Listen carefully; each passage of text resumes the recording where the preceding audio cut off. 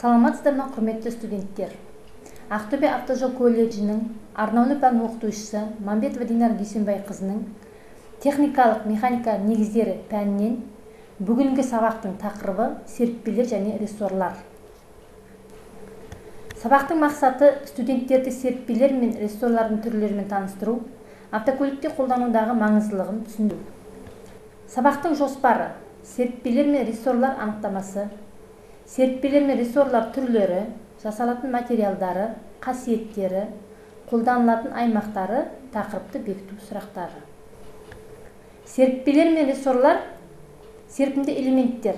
Серпімді элементтердің көмегімен жылжу үлкен болған кезінде соққы энергиясы басылады және соққы күші азаяды. Серіппелер ең универсалды элементтер. Олар созылу, қысу және айналдыру қызметін атқарады. Көлденең иілісті қабылдамайды. Бұл жағдайда олардың орнына рессорлар пайдаланады. Серіппелер формасы бойынша бірнеше түрге болады: цилиндрлік, жалпақ бұрамалы, табақшалы, фигуралы және тағы басқа. Алдымыздағы слайдтарда серіппелердің түрлері көрсетілген. Алдымыздағы слайдтарда рессорлардың түрлері көрсетілген. Олар табақшалардан қиыстырып жасалғандықтан, олардың серіппелі күштерді қабылдау сапасына, қасиетіне байланысты әртүрлі болып жинақталады. Серіппелер серіппелі немесе серпілгішті болаттан даярланады. Бұл жоғарғы көміртекті болат немесе марганец қосымшасы бар қоспасыз болаттар. Серіппелі және серпілгішті болаттар хром, вольфрам, ванадий, кремний қоспалармен алынады. Серіппелі және серпілгішті болат қыздыру, өңдеу шартымен химиялық құрамы анықталады. Сонымен бірге механикалық қасиеттерге ие.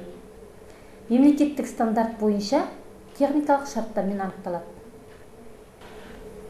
Ал рессорлар дегеніміз жеке болат табақтарынан жиналған тығыз бөлшек. Олардың қасиеттері соққы энергиясын басу және соққы күшін азайту мақсатында қолданылады. Вибрация әсерін оқшаулайды. Машина әсеріне зиянды энергияны шоғырландырады. Серіппелердің және рессорлардың қолданатын аймақтары өте кең. Олар көлік машиналарында, теміржол вагондарында, аспаптарда, сағат механизмдерінде, ұста баспа жабдықтарында және тағы басқа соққы қабылдайтын бөліктерде кеңінен қолданылады. Алдымыздағы суретте арбаның суреті көрсетілген.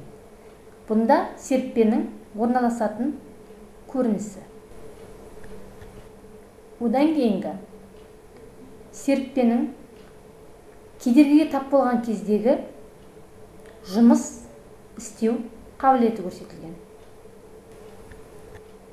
Алдымыздағы суретте рессордың автокөліктің